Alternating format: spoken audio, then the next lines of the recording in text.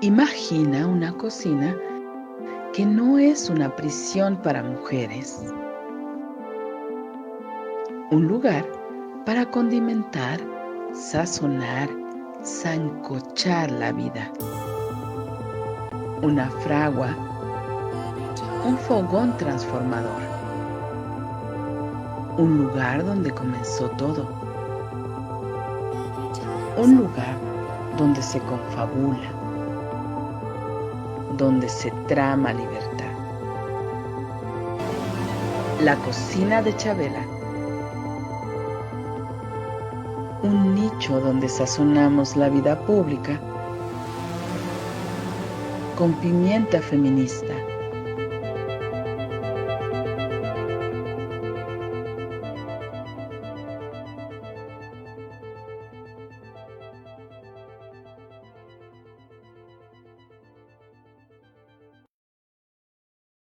Hola, ¿qué tal? Linda tarde, bienvenidas, bienvenidos. Esta es una emisión más de la cocina de Chabela y como cada miércoles siempre al frente, Maru Chávez. ¿Qué tal, Maru? Bienvenida.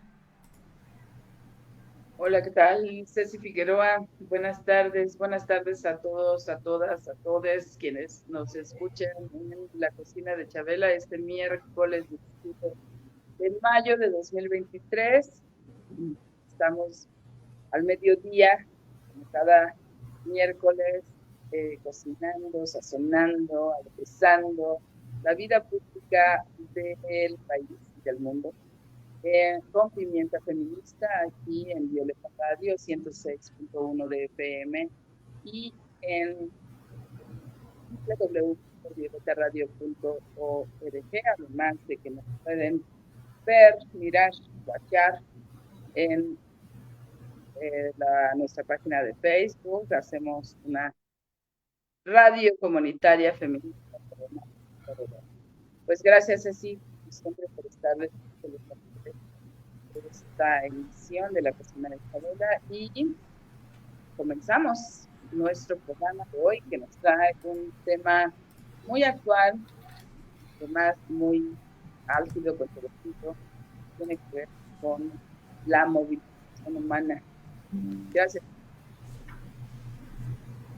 Sí, Maru, gracias a ti. Te estamos escuchando bajito. Ojalá pudieras subir un poco tu volumen para tener claridad de lo que nos estás comentando. Y pues como bien dices, tenemos un tema muy interesante en este miércoles. Damos también una cordial bienvenida a nuestra invitada. No es la primera vez que está con nosotras. Samantha Mino Gracia. ¿Cómo estás, Samantha? Lindo día, bienvenida.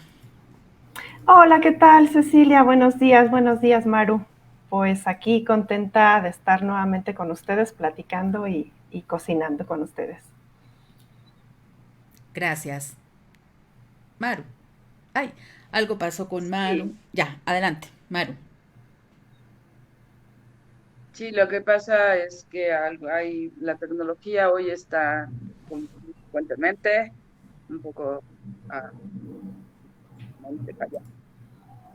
Sami, bienvenida, como dice, en otras ocasiones nos has acompañado acá, pues para abordar temas que son muy importantes, relacionados con la movilidad humana, como decía, relacionados con esto que llamamos migración, eh, los derechos de los migrantes, etcétera.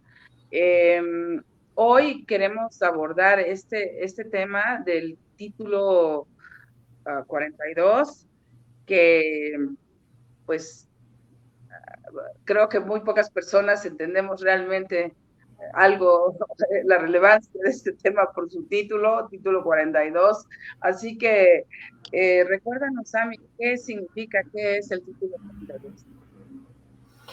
Bien, bien. No, pues gracias que me invitan este ratito para platicar con ustedes, ¿no? O sea, debo confesar que, pues al igual, ¿no? Son temas muy complicados, muy complejos, ¿no? Si bien la política migratoria en México tiene sus complicaciones, pues más aún en Estados Unidos, ¿no? Puede ser, pues también como mucho más compleja de comprender, ¿no? También por los diferentes intereses, ¿no? Que se mueven en torno a estas distintas políticas, ¿no? Entonces, y bueno, yo entiendo pues que es uno de los principales temas de preocupación y de interés en nuestro país, ¿no? De relevancia por la crisis migratoria en la que nos encontramos, pues yo diría que de manera permanente, ¿no? Pero justo en las últimas semanas, en los últimos días, ¿no? Ha sido pues un tema que ha estado presente en los diferentes medios de comunicación, en la prensa, ¿no? Hubo uno de los días durante esta semana que apareció prácticamente en todos los titulares, ¿no? De los periódicos en nuestro país, ¿no? Y también en algunos en Estados Unidos. Y bueno, pues podemos irlo platicando y desmenuzando. También he de decir que pues mi perfil como antropóloga también implica como ciertas barreras para entender cosas que tienen un carácter pues muy legal, ¿no? Y además, como les decía, pues legal en términos de la política migratoria en Estados Unidos. Entonces, pues vamos a ir tratando de desenmarañar un poco qué es lo que está sucediendo, ¿no? en la actualidad en relación a estos temas. Y en principio, pues decir que pues el título 42 es una medida, ¿no? Es una medida o una declaratoria, ¿no? Sanitaria del gobierno de Estados Unidos, que se implementó en el 2020, en marzo del 2020, a partir de la emergencia sanitaria en la que nos encontrábamos a nivel mundial, ¿no? Y pues quienes trabajamos lo migratorio sabemos, ¿no? Ahora en la actualidad, en ese momento había muchas dudas, ¿no? Muy poca claridad acerca de lo que estábamos viviendo, pero ahora en la actualidad sabemos pues que fue una medida pues totalmente racista, ¿no? Y en algunos puntos también clasista. En principio, pues esa medida data de una política de mediados del siglo pasado del gobierno de Estados Unidos, que como que la sacaron, ¿no? La desempolvaron y la implementaron a propósito de la pandemia. Y lo que esa medida dice es que se cerraban la frontera sur de Estados Unidos, es decir, el punto de entrada terrestre de Estados Unidos, para los cruces no esenciales, ¿no? Como una medida de protección sanitaria, ¿no? Como para prevenir los posibles contagios de diferentes epidemias, ¿no? Y en este caso de la pandemia por COVID-19, por eso es que se implementa esta medida. Entonces, eso ocurrió en marzo de 2020 y a partir de ese momento, pues cambiaron las condiciones totalmente para las personas migrantes, particularmente las personas con necesidades de protección internacional, es decir, solicitantes de asilo, tanto mexicanos como de diferentes países, ¿no? de la región de América y de otros continentes, que llegaban a la frontera norte de México con la intención de presentarse en los puertos de entrada y iniciar un proceso legal que les permitiera solicitar el asilo en Estados Unidos, ¿no? Entonces, se cierran las fronteras por vía terrestre, se cierra esta posibilidad y lo que se hace es que se debilita totalmente el sistema de asilo y la posibilidad de solicitar asilo para las personas migrantes. Esto tuvo pues diversas implicaciones, ¿no? En términos de protección de la vida, ¿no? De las personas.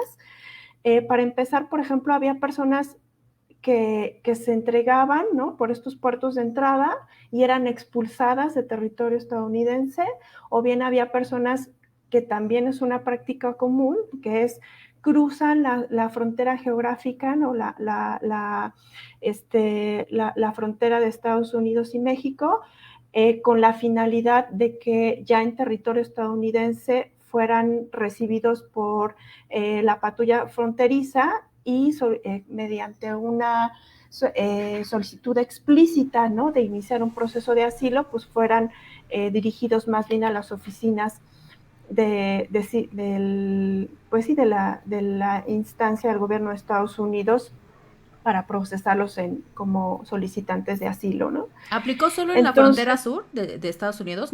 ¿Estados Unidos no lo aplicó en la frontera con Canadá? ¿Solamente en la frontera con México? Solamente en la frontera sur de Estados Unidos y solamente para la vía terrestre, ¿no? Uh-huh. Y en ese momento era tanto para solicitantes de asilo como para personas turistas.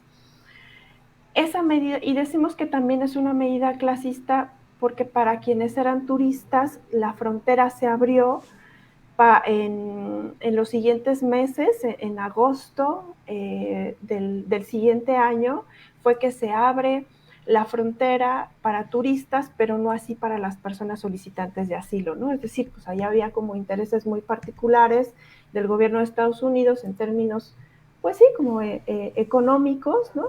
Y más bien, pues había una medida en términos racistas porque se decía que las personas, y estando en un contexto del gobierno de Donald Trump, que decía es que las personas migrantes, pues son personas que vienen a vulnerar, ¿no?, la seguridad sanitaria de Estados Unidos, ¿no? Son personas que vienen enfermas, que vienen a traer contagios, etcétera, ¿no? Por eso es que se hace una insistencia, pues, de identificar esta medida como una medida discriminatoria, ¿no? Una medida racista y además una medida que atenta contra un derecho fundamental, ¿no? Que también está reconocido en Estados Unidos, como es el derecho a la protección internacional y al asilo, ¿no? Entonces, se implementa esta medida, ¿no? Inclusive para las personas que cruzaban la frontera, que ya estando en territorio estadounidense querían solicitar el asilo, las personas eran expulsadas, ¿no?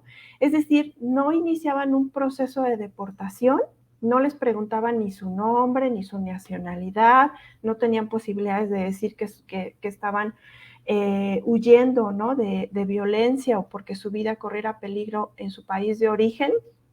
No les preguntaban nada, simplemente los expulsaban de territorio estadounidense y diversas organizaciones en México, tanto de la frontera sur, ¿no?, como algunas organizaciones como IMUMI, como el Grupo de Trabajo en Política Migratoria, documentaron que las personas eran regresadas por ejemplo, a estados como Sonora, a Hermosillo, y en ese mismo lugar, por el Instituto Nacional de Migración, los subían a aviones en los cuales eran deportados a la frontera sur de México o inclusive a Guatemala, ¿no?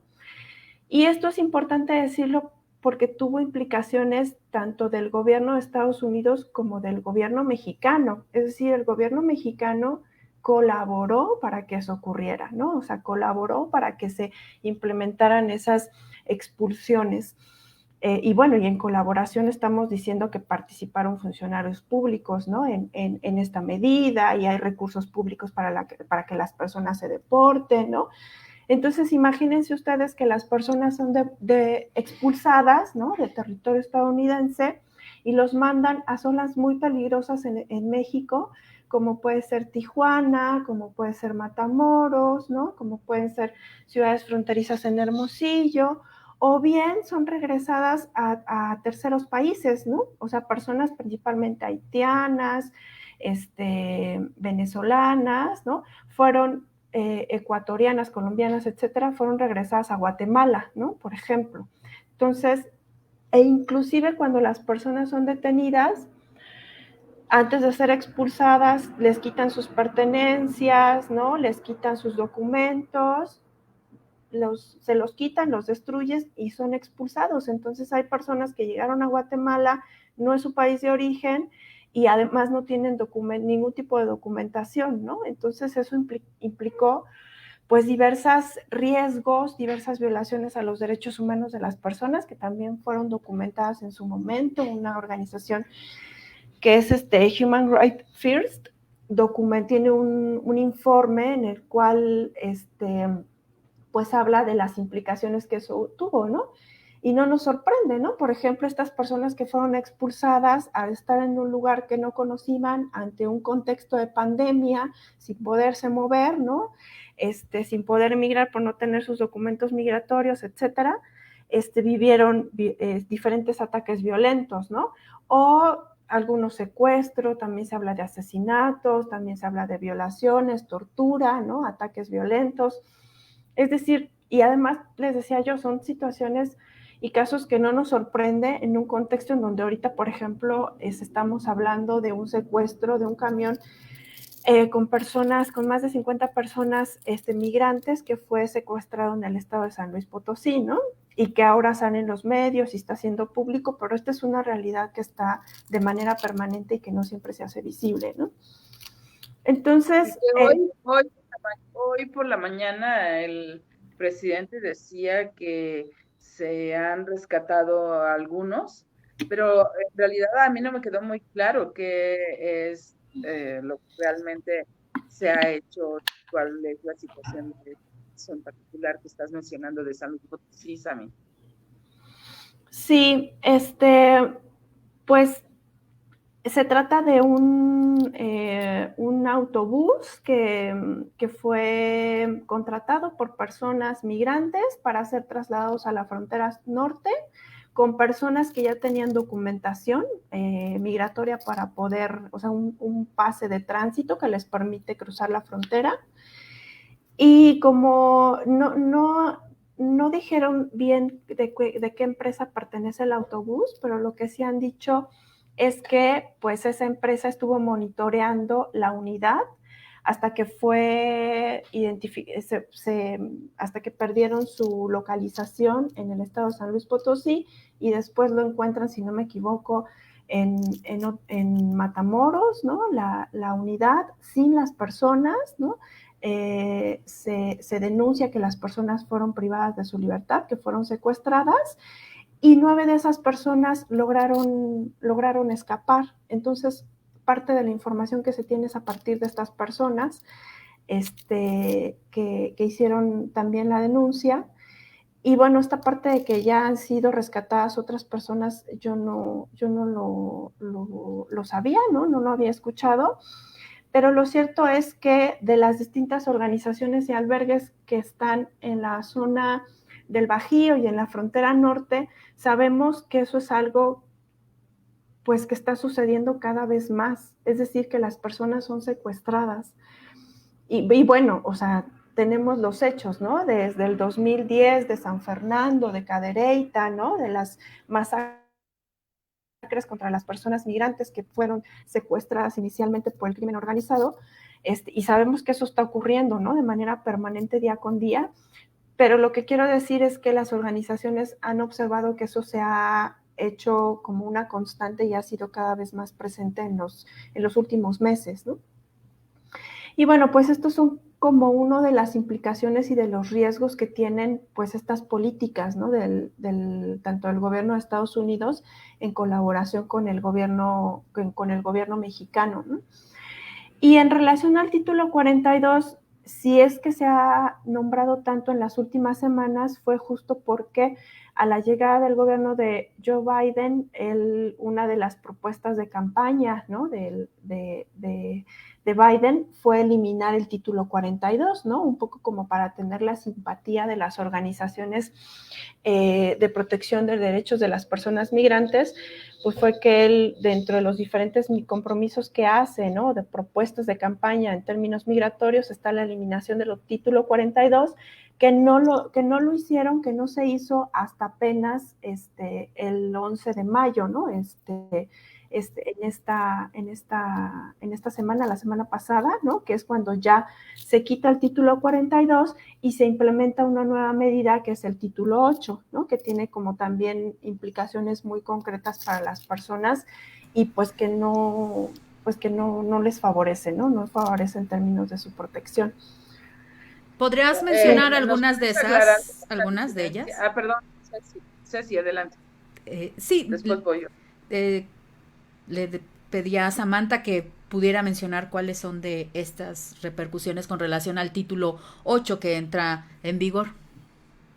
Ajá, sí, y bueno, el título 8 es pues la medida que estaba con anterioridad, antes del título 42, que es ahora sí las personas tienen la posibilidad de solicitar asilo, es decir, ya no está cerrada la frontera sur para las personas solicitantes de asilo, las personas ya no van a ser expulsadas de manera inmediata, pero sí tienen que pasar por diferentes filtros, ¿no? Para poder iniciar un proceso de solicitud de asilo.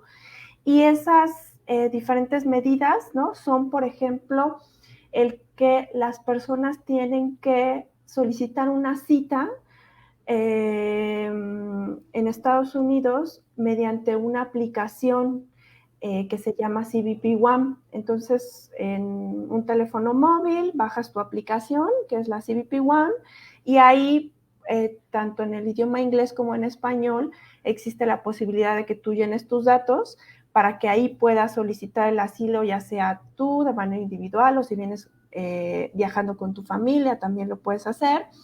Pero esto solamente lo puedes hacer si estás en territorio mexicano, en la Ciudad de México o en alguna otra parte de la frontera de México, ¿no? Es decir, de Ciudad de México hacia arriba. Si estás en la frontera sur no puedes hacerlo, si estás en en otro país tampoco puedes solicitar una cita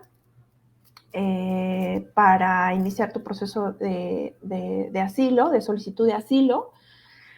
Y bueno, pues esto es una gran limitante para pues el contexto de las personas que están migrando en la actualidad, ¿no? Si bien es cierto que el uso de dispositivos móviles está cada vez más popularizado y ya aunque las personas pues no tengan mínimos recursos, lo que sí tienen es un teléfono móvil porque de esta manera se comunican con su familia.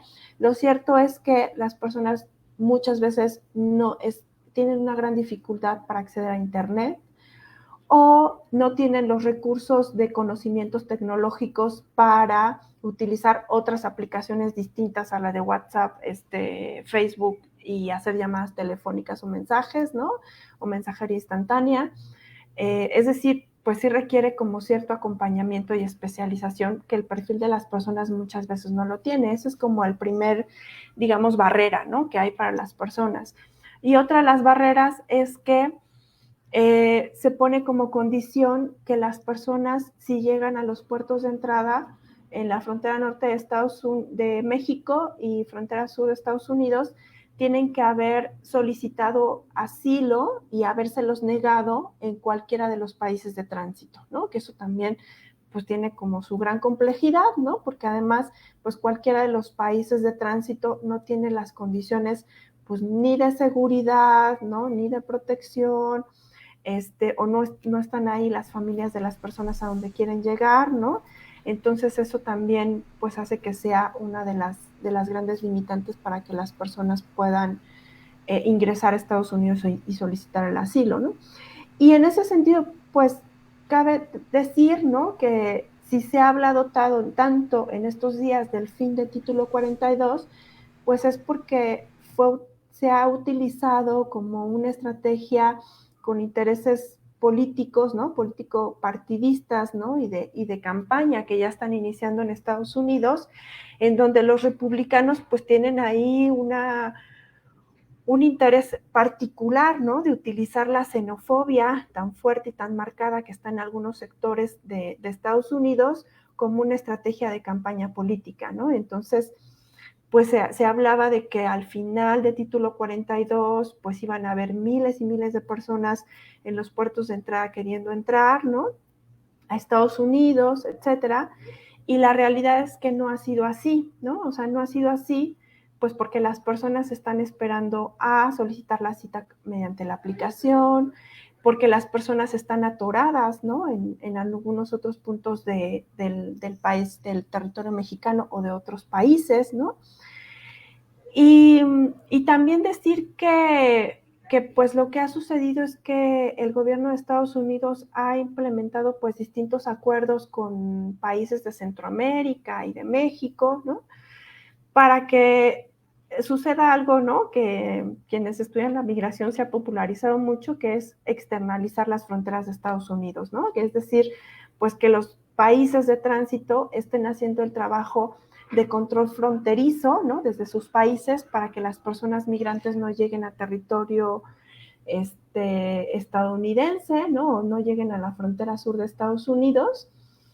Y eso pues es de gran preocupación porque nuevamente implica pues diversas violaciones a derechos humanos y la desprotección de la vida, ¿no? De las personas migrantes.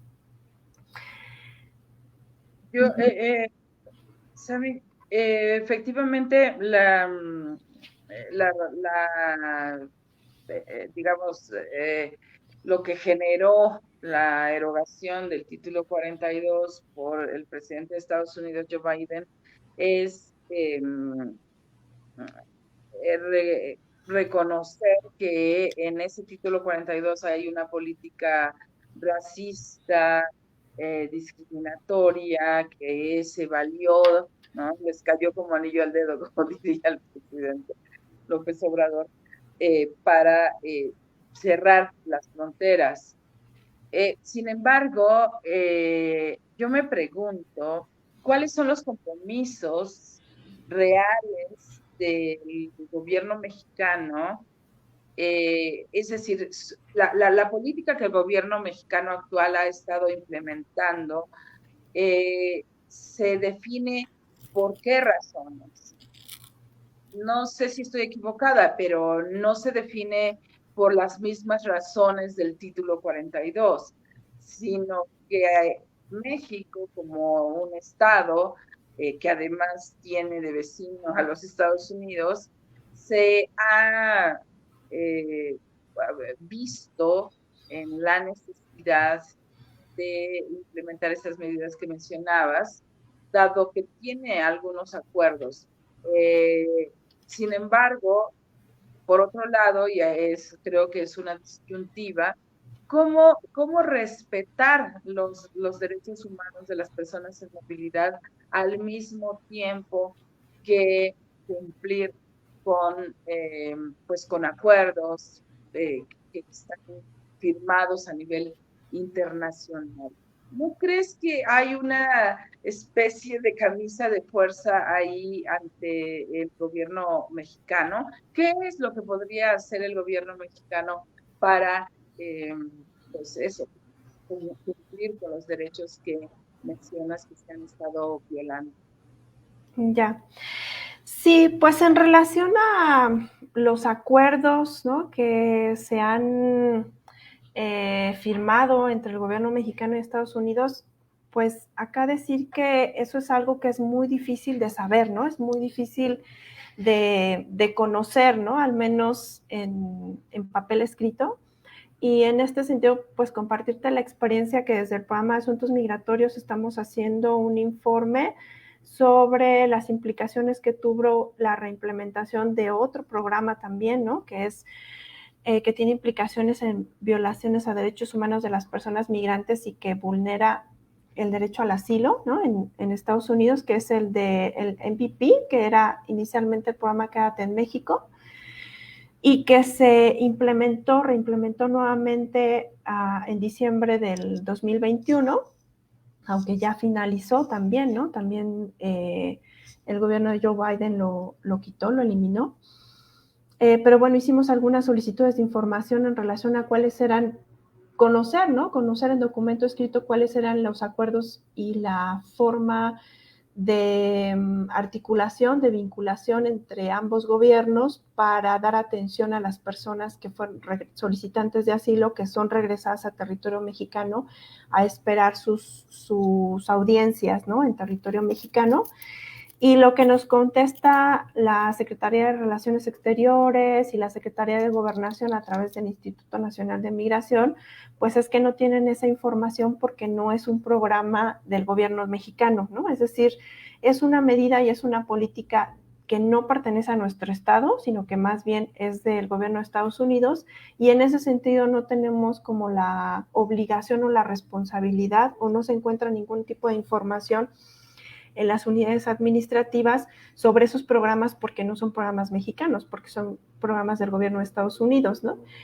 Pero eso no quita que, por supuesto, que hay coordinación entre ambos gobiernos, ¿no? Así como te digo que las personas son devueltas en vuelos coordinados por el Instituto Nacional de Migración de las personas expulsadas bajo título 42, pues eso habla de que sí hay una comunicación, ¿no? Y sí hay una coordinación entre los gobiernos, ¿no? Pero eso no se transparenta, ¿no? Esa información no se hace pública. De hecho, hace unas semanas, cuando ya teníamos la información de que iba a terminar el título 42, empezaron a salir algunas noticias periodísticas que hablaban en relación a que el gobierno mexicano ya había confirmado que iba a recibir a las personas que nuevamente iban a ser devueltas por título 8, ¿no? O sea, que ya había un acuerdo entre el gobierno de México y Estados Unidos en el que el gobierno mexicano se comprometía a recibir a las personas devueltas por título 8, ¿no? Pero esas esas noticias, esas notas periodísticas, una particularmente en la jornada, pues no se confirmó, no se comprobó esa información, o sea, es decir, era una noticia falsa, una fake news, porque no hay claridad, ¿no? En relación a cuáles son los acuerdos. Lo que sí sabemos es que el No gobierno se sabe mexicano en ya... ambos lados, Samantha, no se sabe en ambos lados, es decir, tanto aquí en México por las razones que esgrime la Secretaría de Gobernación, Relaciones Exteriores, el Instituto Nacional de Migración, pero tampoco se sabe en los Estados Unidos, tampoco periodistas y ciudadanos allá tienen acceso a estos posibles o supuestos acuerdos.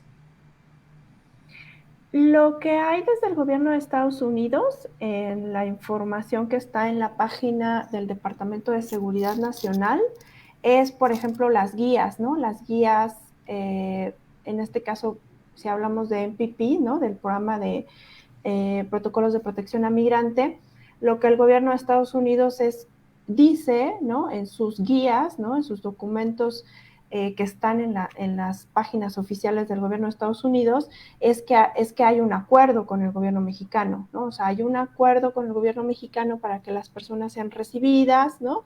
Y esto se hace a partir de lo dialogado tal día, tal fecha con el gobierno mexicano, y esa es la información que sí está, ¿no? En las páginas del Departamento de Seguridad Nacional del Gobierno de Estados Unidos.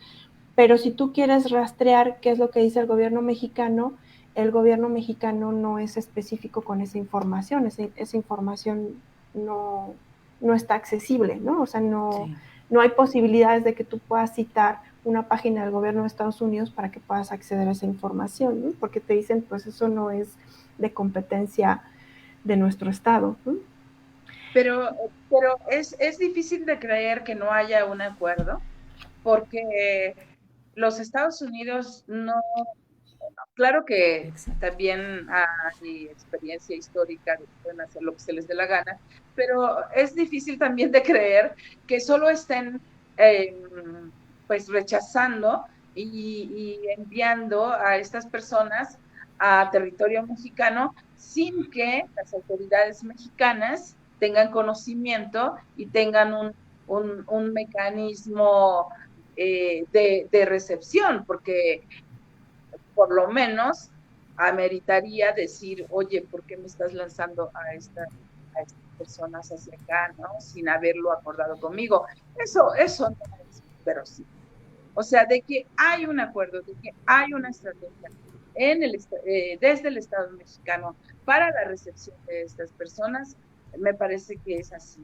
Y efectivamente me parece que debería de haber algún tipo de documento que lo plasme y que pues hay mecanismos establecidos, que al presidente no le gusta, pero el Instituto Nacional de Acceso a la Información justamente juega ese papel. Yo creo que tendría que transparentarse la información a través de este instituto.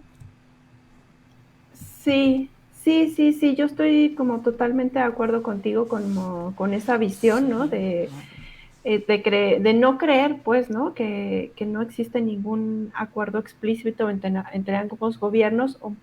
Y en ese sentido, pues yo más bien diría que mi experiencia, ¿no? Y nuestra experiencia de trabajo en materia migratoria en relación a este gobierno, el gobierno mexicano, el actual gobierno, pues es que se ha manejado con formas y estrategias de mucha opacidad y de desinformación, ¿no? Y de falta de claridad, ¿no? Y algunas veces también información contradictoria. Porque si, por ejemplo, escuchamos algunos de los discursos del secretario de Relaciones Exteriores, de Marcelo Ebrard, en relación a la política migratoria, en más de una ocasión ha hablado pues que la política migratoria mexicana es con base a la protección de los derechos humanos, ¿no?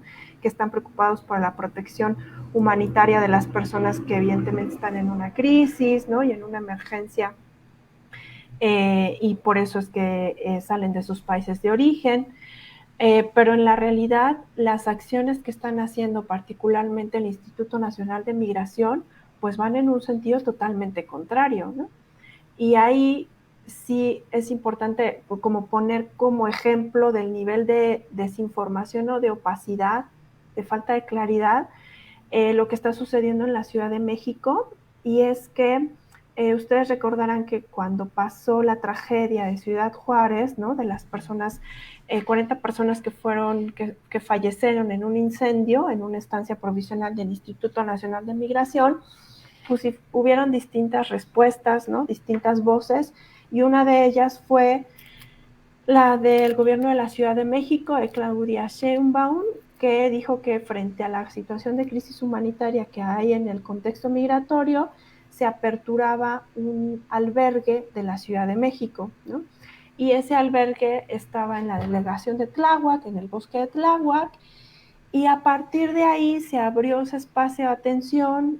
En la Ciudad de México ya había una situación de crisis, ¿no? Porque había personas, cientos de personas acampando en la colonia Juárez, en los alrededores de la Comisión Mexicana de Ayuda a Refugiados, de la COMAR, de personas principalmente haitianas y venezolanas, pues que están ahí, ¿no? Esperando a llevar sus procesos de solicitud de refugio.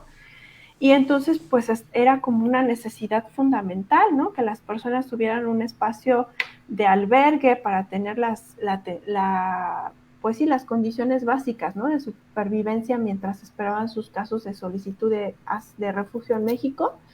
Y se abrió este albergue en el bosque de Tláhuac, y durante el fin de semana, sin ningún comunicado, sin ningún tipo de información, las personas y las organizaciones que estaban ahí dando atención vieron, ¿no? Que las personas estaban siendo subidas a autobuses, trasladadas a diferentes puntos del territorio mexicano, y con información de Civiso de que se cerraría el albergue. Y cuando se pide información a Civiso, ¿no? A las autoridades del gobierno de la Ciudad de México, decían, no, el albergue sigue abierto, ¿no? El albergue sigue abierto, el albergue está operando, la información que están diciendo es falsa, ¿no? Y en la actualidad no hay a 3 días, ¿no? De que ocurrió esto, hay personas de sociedad civil que ya han ido al bosque de Tláhuac, que ya tomaron fotografías, que está el lugar totalmente desocupado, que ya lo deshabilitaron, y no ha salido el gobierno de la Ciudad de México a decir, sí, cerramos el albergue, ¿no?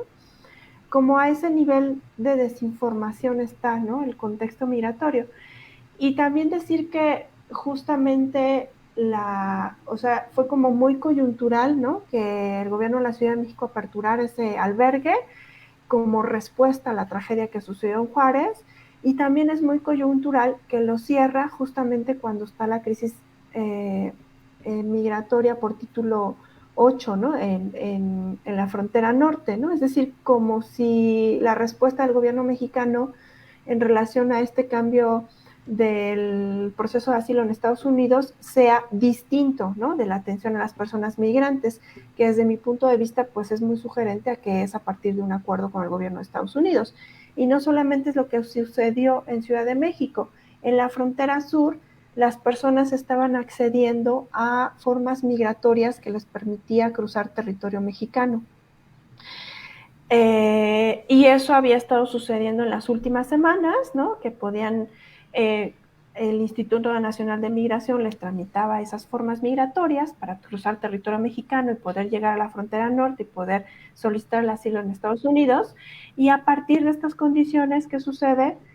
Que ya también el Instituto Nacional de Migración eliminó esa posibilidad, ya las personas ya no se pueden tramitar sus formas migratorias y ya no las están expidiendo, y lo que está haciendo el Instituto Nacional de Migración es a las personas impidiéndoles el tránsito por territorio mexicano o bien trasladándolas a diferentes puntos de la frontera sur, ¿no? Entonces, es decir, ya está dando una respuesta el gobierno mexicano en relación a lo que está sucediendo, ¿no? En la frontera norte con Estados Unidos, y muy probablemente porque eso responde a conversaciones y acuerdos que tienen con el gobierno de Estados Unidos, ¿no? Entonces, por eso es que decimos que sí, evidentemente hay acuerdos, ¿no? Que tendrían que ser transparentes, que tendríamos que tener información, pero que ciertamente no es información ni que es accesible ni que es fácil acceder y que hay un contexto de opacidad y de falta de claridad, ¿no? En relación a estas medidas.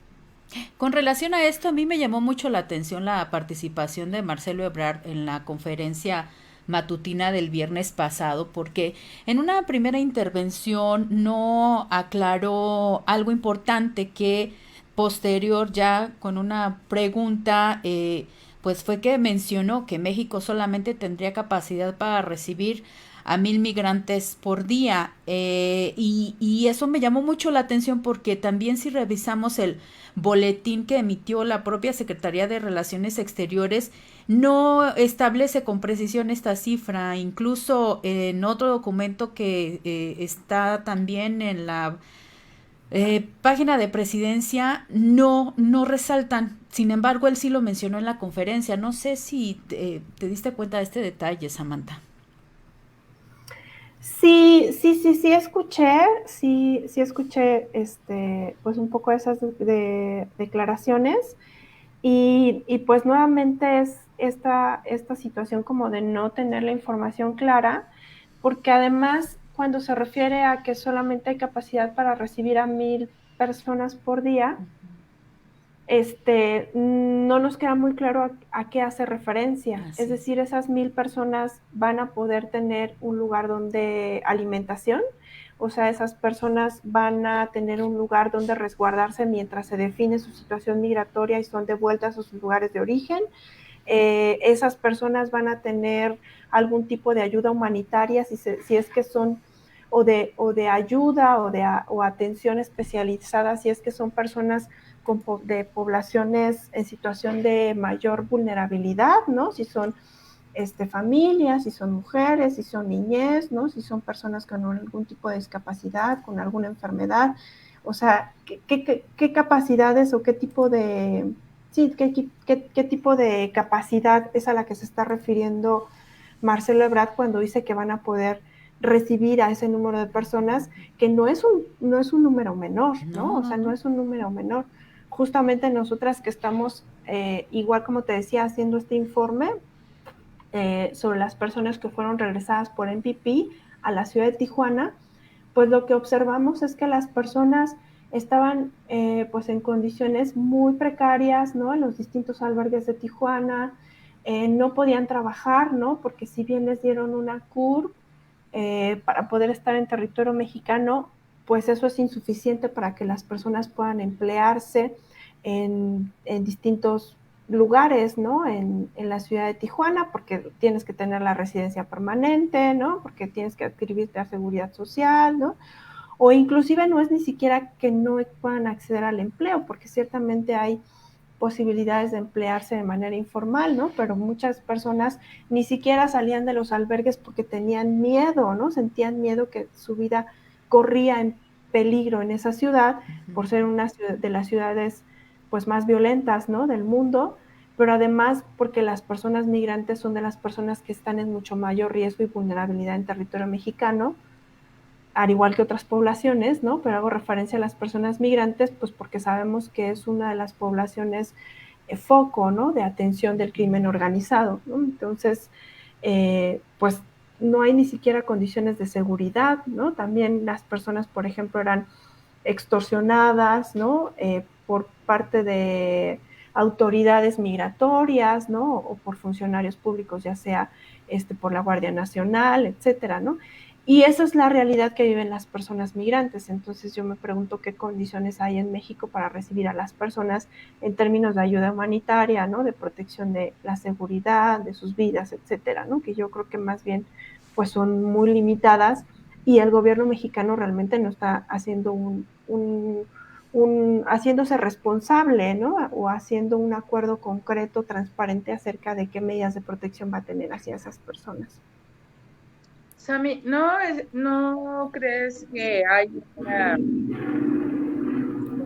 relación entre el discurso que tiene el canciller mexicano Marcelo Ebrard y los actos que se realizan diariamente a través del Instituto Nacional de Migración. Y el Instituto Nacional de Migración me parece que depende de la Secretaría de Gobernación, no de la Así es. Secretaría de Relaciones Exteriores. Y creo que siempre se le atribuye a la Secretaría de Relaciones Exteriores los actos que consecuencia muy, me parece, erróneos, por no decir hasta eh, omisos en términos de su responsabilidad y, y otros hasta delincuenciales que se ejercen a través del Instituto Nacional de Migración. Eh, a mí no, eh, no sé si digas, pero a mí me parece que no se hizo un llamado ante la tragedia de de las 40 personas que fallecieron en el incendio en Ciudad Juárez, que no se hizo un llamado expreso a la rendición de cuentas del Instituto Nacional de Migración y de quien se encuentra al frente, ¿no? Del director de este instituto, porque a mí me llamó mucho la atención. Uh-huh. Sí, pues desde las organizaciones, ¿no?, que trabajan el tema, sí ha habido como un interés o un esfuerzo de visibilizarlo y de dirigir las denuncias y el reclamo justamente hacia el Instituto Nacional de Migración y hacia Garduño, ¿no?, específicamente. Lo que sí es cierto es que no ha tenido resonancia como pudiera esperarse en términos mediáticos, ¿no? Y yo creo que eso tiene que ver con que, pues yo pienso que con un carácter de, pues sí, de desinterés, ¿no?, de desinformación, inclusive de xenofobia contra las personas migrantes, porque si bien se difunde mucha información acerca de lo que ocurrió en Ciudad Juárez, no se hace hincapié sobre las graves circunstancias en las que actualmente está el caso, como por ejemplo específicamente que Francisco Garduño siga a cargo del Instituto Nacional de Migración a pesar de que está señalado como posible responsable dentro del proceso penal que se está llevando. Eso es como gravísimo, ¿no? O sea, en otros momentos históricos podría ser impensable. En el momento en el que una persona está siendo señalada judicialmente como responsable de un acto que implica ser pues un genocidio, ¿no? Pues inmediatamente al menos se destituye de su cargo, y no es así, ¿no? O sea, Francisco Garduño sigue trabajando y sigue a cargo del Instituto Nacional de Migración parece que sin ningún tipo de responsabilidad, ¿no? Y de preocupación en ese sentido. Y las organizaciones sí lo han hecho, han tratado de hacerlo visible, ¿no? Sí se han dirigido distintos pronunciamientos, ¿no? Se han tratado de visibilizar, ¿no?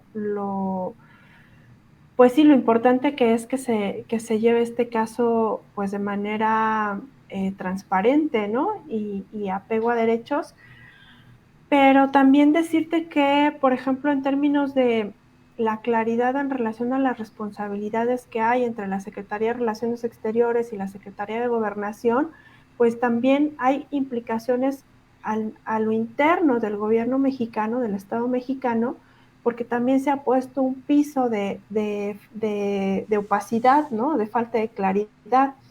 Y esto es porque se creó en el 2019, se creó una comisión intersecretarial, está a partir de un decreto presidencial en donde se destinan los diferentes acuerdos en términos de materia migratoria entre las diferentes instituciones involucradas en este tema, y se responsabiliza de esta comisión a la Secretaría de Relaciones Exteriores, ¿no?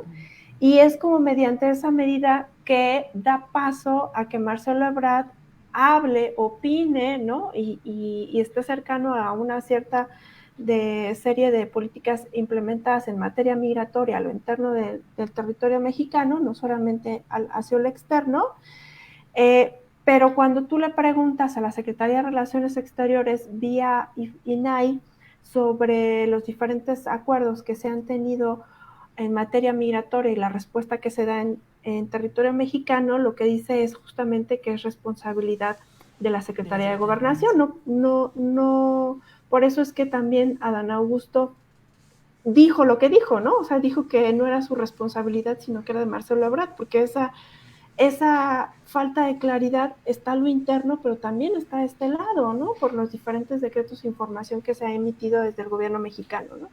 Pero que el Instituto Nacional de Migración es responsable de cómo se está operando la política migratoria en México, eso es un hecho, es cierto.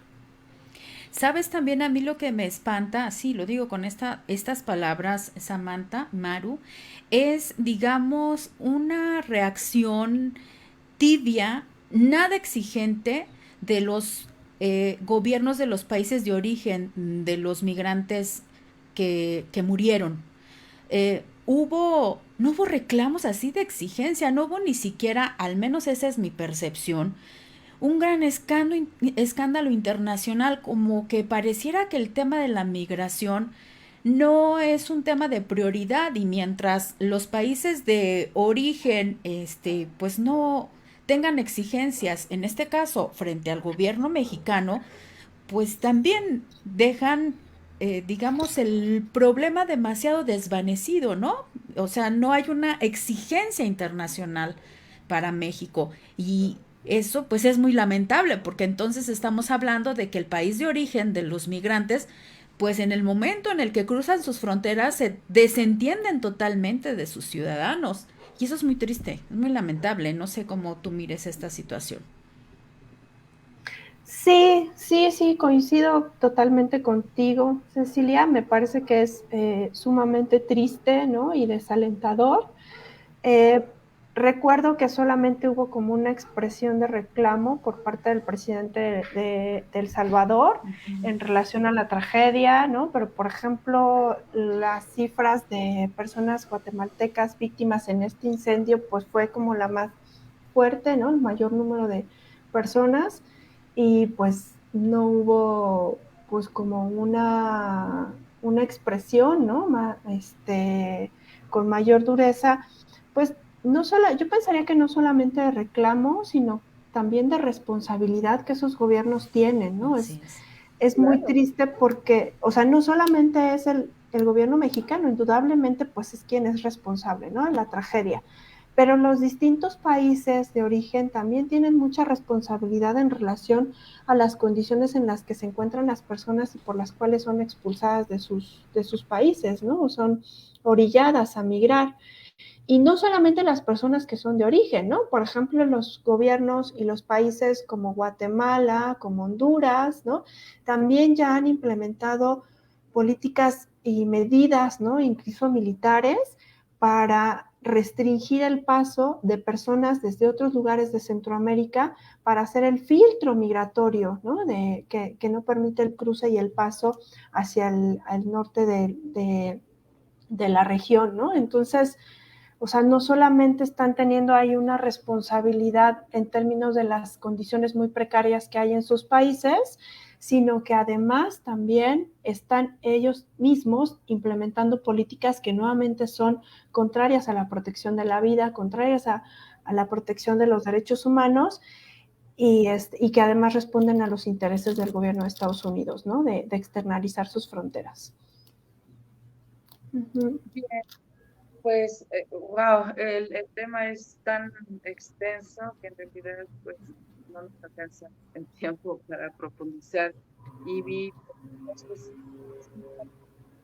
me parece que las problemáticas, No te escuchamos, Mar, un poquito más fuerte. no se oye bien. Ya. Ya. Ya, ok, gracias. Bueno, sí, necesitamos finalizar nuestro programa y pues,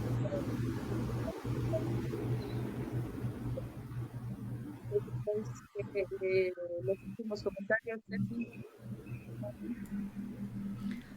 Ay, no te escuchamos, Maru. Bien, no, la problemática es muy grande y el tiempo tan corto para poder abordar tantas aristas, Samantha, pero yo no quisiera que concluyéramos sin preguntarte con relación a, pues bueno, a mí me llama mucho la atención que a veces pensamos que el discurso racista y el discurso supremacista solamente radica en el Partido Republicano, porque en los hechos estamos viendo que tanto republicanos como demócratas llevan a cabo acciones que perjudican a los migrantes. Entonces, creo que es un error también poner solamente el foco en la responsabilidad de ese discurso contextual de un proceso electoral que se avecina. Creo que haciendo un análisis más objetivo tendríamos que responsabilizar a actores políticos de ambos bandos de la política norteamericana, ¿no? Lo que hace a ellos, ¿no? Ya después también tenemos que mirar qué es lo que estamos también haciendo nosotros. Pero este asunto de solamente focalizarlo contra los republicanos, a mí me preocupa, sinceramente, porque es una forma también de decir, no, pues entonces la solución al problema migratorio está en que tengan mayoría los demócratas, pero estamos viendo que aún teniendo mayoría, no se ha implementado una política migratoria que verdaderamente respete los derechos humanos, satisfaga las necesidades de esta comunidad migrante. Samantha. Sí, yo también coincido con lo que tú describes, ¿no? Y en ese sentido, pues también mencionar que, pues justo estas políticas como Título 8, que actualmente está implementándose, pues es del gobierno de Joe Biden, ¿no? Y la forma y la respuesta que ha dado el gobierno, este gobierno demócrata, pues tampoco es es lo que se esperaba, ¿no? En términos de materia migratoria. Y también recordar, por ejemplo, como gobiernos como Barack Obama, pues que aunque tenía un discurso parecería como más cercano a la protección de migrantes, pues resulta que es uno de los gobiernos que más deportaciones tuvo, ¿no? En ese momento histórico, que se incrementaron exponencialmente las deportaciones, ¿no? Entonces, creo que sí, tienes toda la razón, hay que mirar, ¿no? Tanto las distintas políticas y desempeños que están teniendo, pues, los distintos partidos, pero pues siempre bajo la preocupación, ¿no? de la importancia que es proteger la vida y el bienestar de las personas. Maru. Muy bien, pues muchas gracias, Samantha Mino, gracias por estar acá con nosotras en la cocina de Chabela, compartiendo estas preocupaciones que tienen que ver con la violación a los derechos humanos de las personas que han decidido abandonar sus países por diversas razones, pero principalmente por la falta de derechos también en esos territorios, por la falta de condiciones dignas de vida en búsqueda de una mejor vida, de servicios. Por tanto, pues nosotras solo podemos acá exponer las problemáticas y agradecerles a mí por acá con nosotros. Y muchísimas gracias, Cecilia Figueroa, por haber estado nuevamente en esta sesión de Chabela, haciendo posible la transmisión y la conversación. Nos vemos el miércoles a las 10 de la Radio 106.1 de FM. Hasta pronto. Bye. Hasta luego.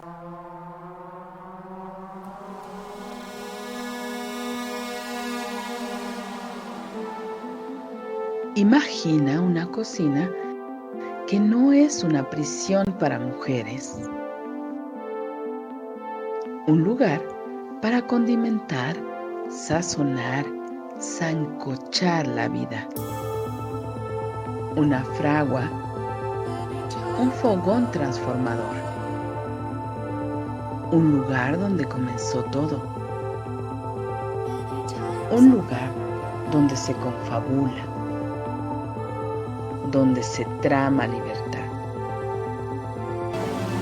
La cocina de Chabela. un nicho donde sazonamos la vida pública con pimienta feminista.